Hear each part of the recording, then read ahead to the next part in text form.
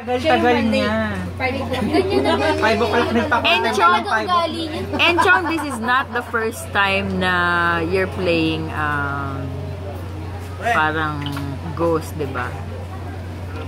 First time. First time talaga.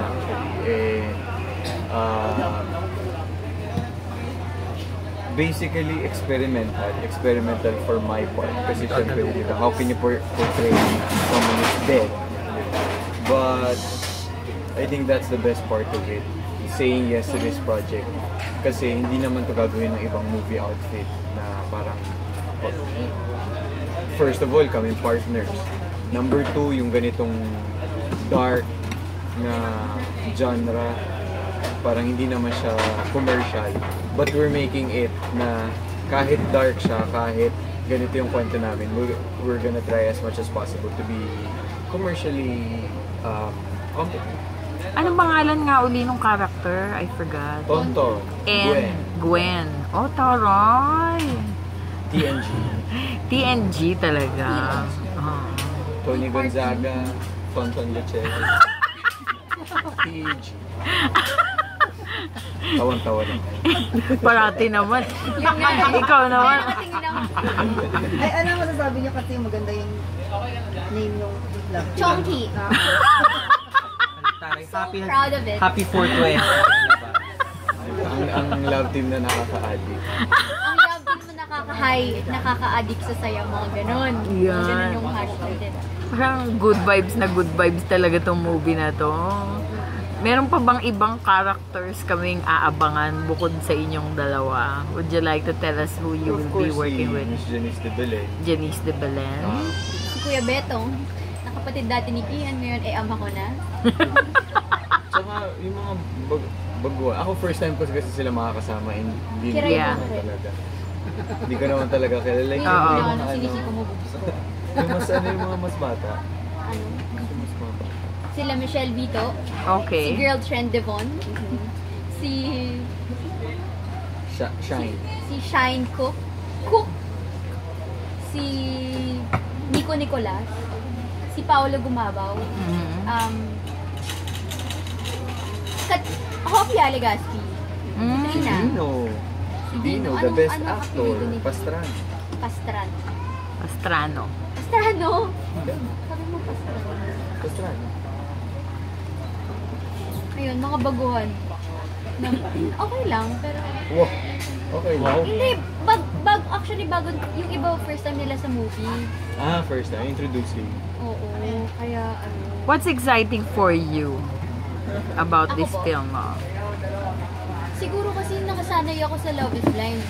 Hindi talaga ako seryoso sa mga arte ko. At saka yung pag nilalambing ko si Kuya Derek, saka si Kian, hindi ako seryoso. Pero kay Enchong sobrang seryoso ko. Seryoso na yun. Well, kasi syempre yung movie din naman namin, again, sinasabi nga namin, kahit ganito yung nakikita nyo sa mga Instagram ganyan, seryosong horror, seryosong love story, at saka seryosong comedy. Hindi naman siya para daw siyang horror, tapos pag inopen mo siya, nababulutan siya na horror, pag inopen mo siya, love story siya, tapos pag inopen mo pa siya, sobrang funny na. Alam mo yun, parang coated kami sa lahat. Pero hindi namin pipilitin na magpatawa ng tao na appear na magmumukhang slapstick na yung ginagawa. Hindi naman din. What did you do in this movie for the first time?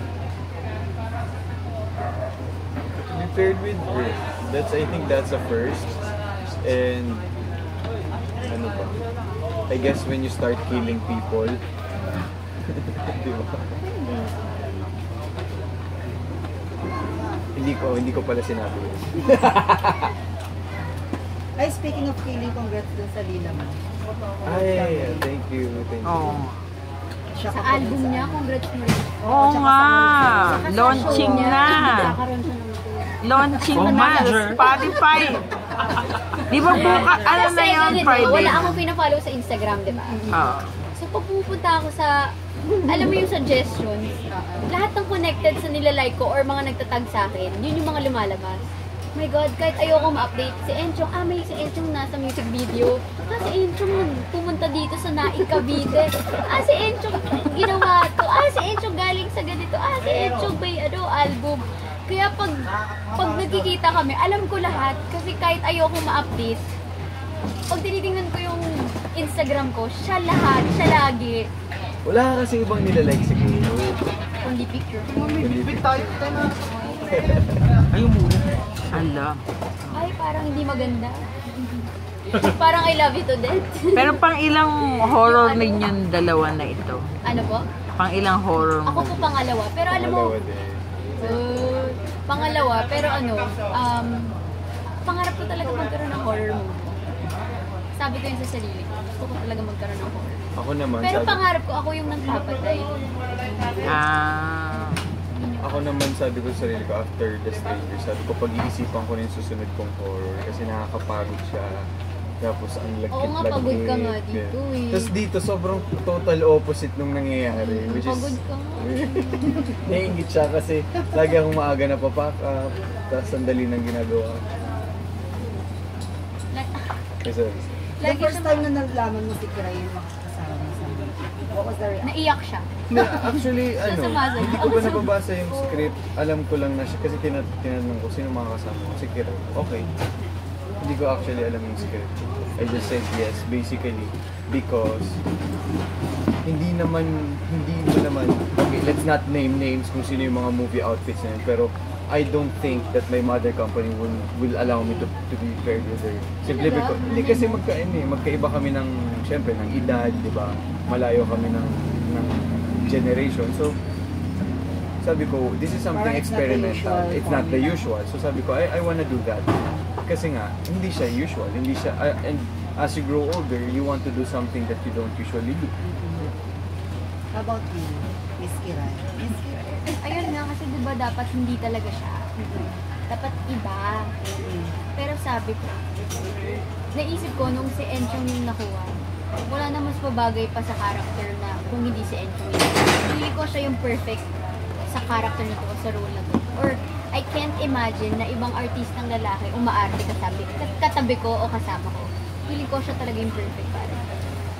Tom Cruise, ayun. Enchong ko. So far, kamusta yung relationship working together? Chill. Sobrang chill. Even the set, even the people behind the camera, sobrang silang chill. Even our director is very, I guess kasi sobrang bata din. Sobrang bata ng grupo. And I'm happy kasi sobrang organized. This is my first time with Regal. Sobrang hindi ko in-expect. Yeah, sobrang hindi ko in-expect. Actually, lahat yung pinupuntahan ko first time sa Regal. Si Derek, the first time niya din sa Regal. And Kian also. So siya first time niya din. Tapos ito, veterana ka na dito. Oo, ng veterana. Grabe. Alam mo, promise, nahihirapan talaga ako sa movie na to. Ang hirap kasi nga, from the start hanggang dulo, kami I mean, kami yung partner. Eh, sa Love is Blind, kung ano-ano ang ginagawa ko nun. Parang, saka hindi ako sanay. Pinanggaling ako naman na love team, Iggy Boy. Paano ko naman seryosohin yun, di ba?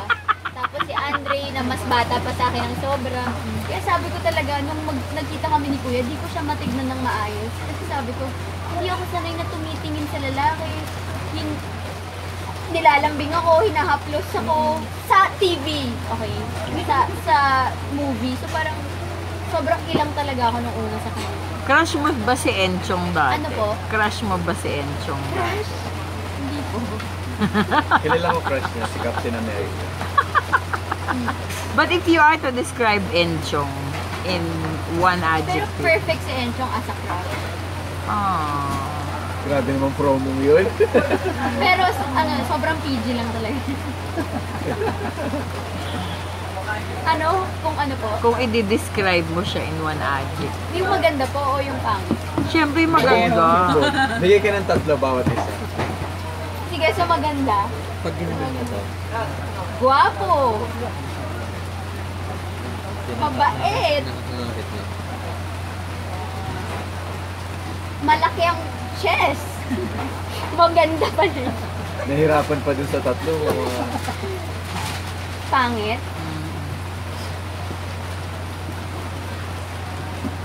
Dali naghahantay sila. Ang hirap. Wow! Actually, wala akong pangit na nakikita kay Kuya. Sabi mo lang PG.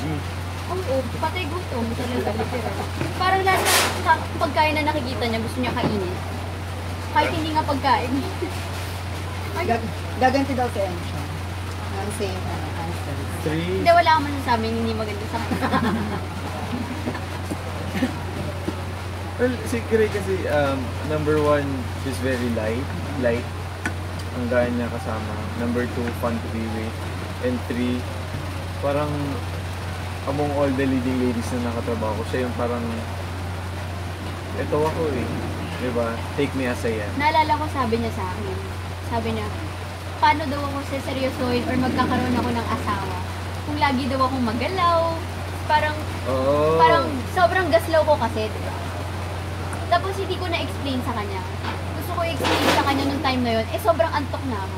Ako din. Parang gusto ko sabihin sa kanya na kaya nga ako ganito, eto ako kasi sobrang komportable ako sa'yo. Kasi magpapapabebe ako kung hindi naman ako. Totoo kasi. Diba, kung hindi ko naman gusto yung kasama mo, hindi ko papakita kung ano ako. Pero eto ako kasi nga sobrang komportable ko kasama mo. Parang ganun. Kaya sabi ko, Kahit yun, nabubulol-bulol. kaya Ang gabi parang, yun. oo yan. Tapos pinipilit mo maging tama. Oo, pag nagagalit na siya, pag naging English na sa Enchong, galit na siya. Uy, hindi ah. Hindi ah. Talaga, Are we okay? yun yung napansin mo sa kanya na. Oo, actually, Ano yun ah? bakit? Nag-una kasi, kasi sobrang, ano kasi kami, friends kami ni Kuya before. Since,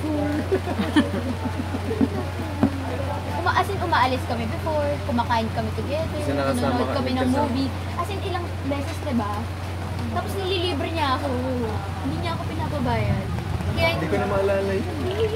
Pag may nililibre ako, nakakalimutan ko kagad. never niya ako pinabayad. Kaya hindi ako naniwala sa mga kuripot siya.